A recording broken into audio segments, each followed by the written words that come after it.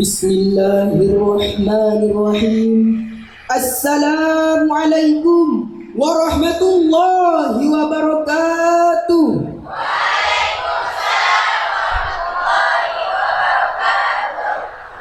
Alhamdulillah, alhamdulillahilladzi anzala al-Qur'an hudan lin-nasi wa bayyinatin minal huda wal furqan. As-salatu wassalamu ala khairil insan wa ala alihi ila yaumil bayan. Amma ba'du. Dewan Hakim yang kami hormati serta hadirin wal hadirat rahimakumullah. Napoleon, seorang orientalis berkebangsaan Prancis, mengatakan, "The principle of Quran will alone of trading commitment to happiness." Al-Quran adalah prinsip dan merupakan satu-satunya kitab suci yang dapat menghantarkan kita kepada kepulauan dan bahagia.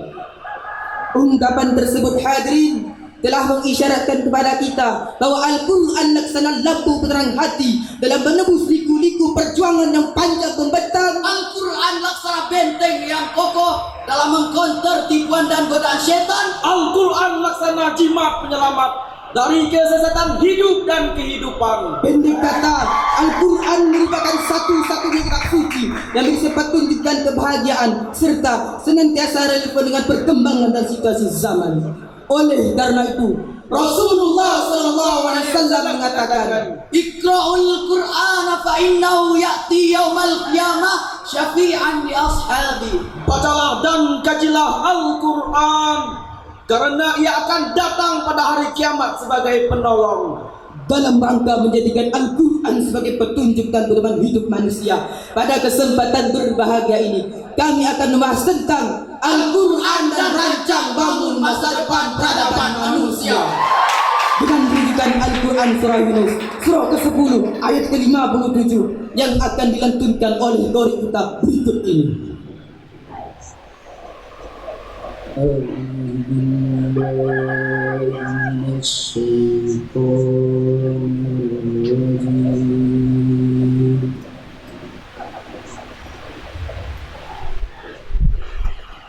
Bismillahirrahmanirrahim.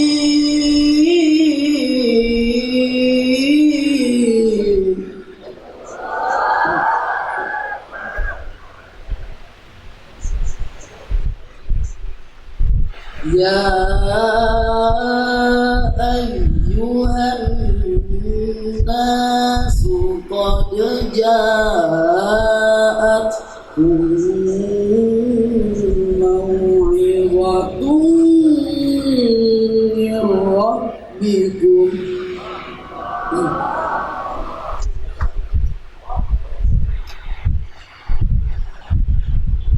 wa shifaa'un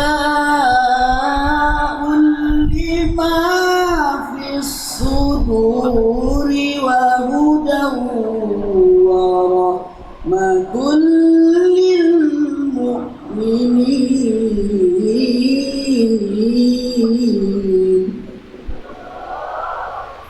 Hamba berlindung kepada Allah dari godaan syaitan yang terkutuk, dengan menyebut asma-Mu ya Allah, yang Maha Pengasih lagi Maha Penyayang. Hai manusia, sesungguhnya telah datang kepadamu pelajaran dari Tuhanmu, dan penyembuh bagi penyakit yang berada di dalam dada, dan petunjuk serta rahmat bagi orang-orang yang beriman. Hadirin, ayat tadi dalam ilmu balaghatul masuk dalam al-khabir atau inkari yang menginformasikan sekaligus menegaskan bahwa sungguh telah datang pada manusia Al-Quran yang memberikan petunjuk pada manusia dari kesesatan dan mengeluarkan manusia dari kegelapan.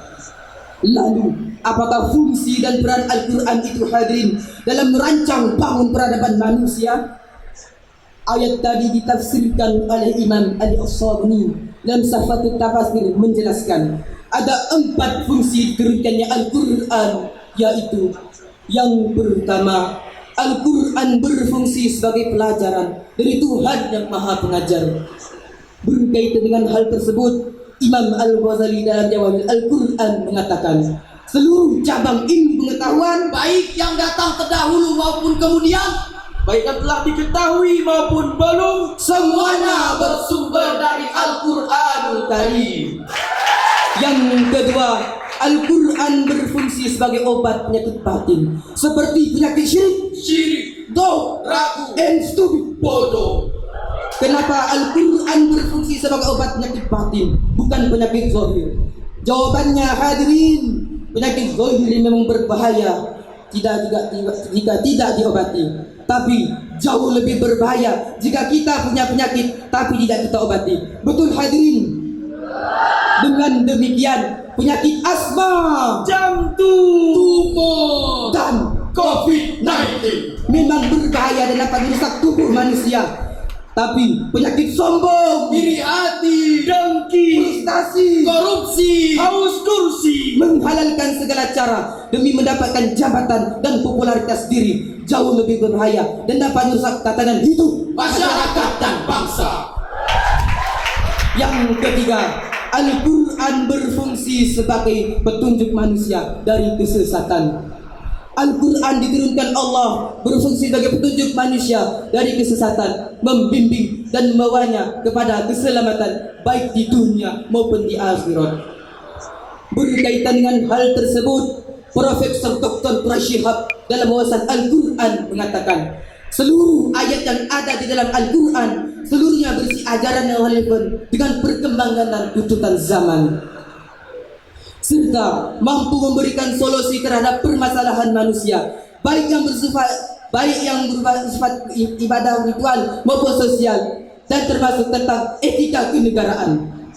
Yang keempat, Al-Quran berfungsi sebagai rahmat bagi insan dan beriman. Artinya, kalau Al-Quran sudah kita baca isinya, kita pahami ajarannya, kita amalkan petunjuknya, maka ia akan menciptakan ketenangan bagi kita, jauh dari rasa resah dan gelisah, siap menghadapi problematika hidup dan kehidupan, serta mampu menghantarkan kita kepada kebahagiaan baik di dunia maupun di akhirat.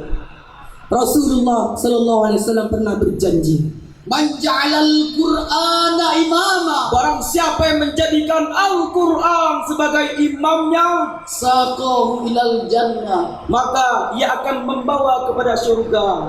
wa man ja'alal Qur'ana wara'a, Barang siapa yang menjadikan Al-Quran sebagai makmumnya, qadahu ilan nar, maka ia akan mendorong ke jurang api neraka.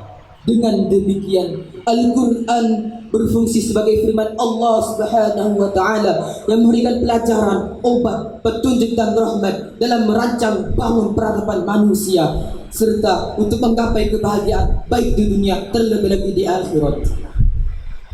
Serta Allah akan menganugerahkan pada kita keberkahan dengan ayat Al-A'raf surah yang ke-7 ayat ke-96 yang berbunyi, walau anna ahlal qura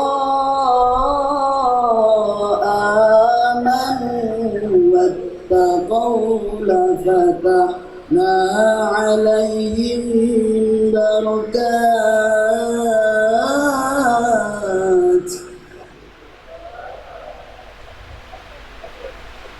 lafatahna alaihim barakatin minas samai wal ardi walakin kadzabu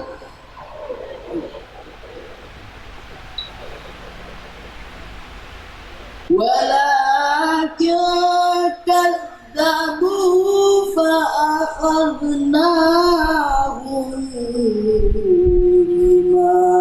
كانوا يكسبون. صدق الله العظيم. Jikalau sekiranya penduduk negeri-negeri ini beriman dan bertakwa, pastilah kami akan melimpahkan keberkahan dari langit dan bumi. Tetapi mereka telah mendustakan ayat-ayat kami itu, maka kami siksa mereka disebabkan perbuatannya. Maha benar Allah dengan segala firman-Nya. Hadirin wal hadirat rahimakumullah.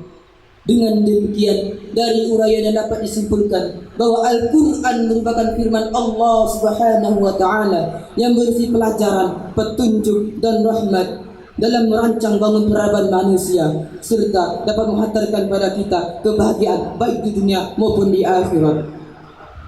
Dengan demikian yang dapat kami sampaikan. Kurang dan lebih kami mohon maaf. Unzur mangkola wala tanzur mangkola. Lihatlah apa yang disampaikan dan jangan lihatlah siapa yang menyampaikan. Assalamualaikum warahmatullahi wabarakatuh.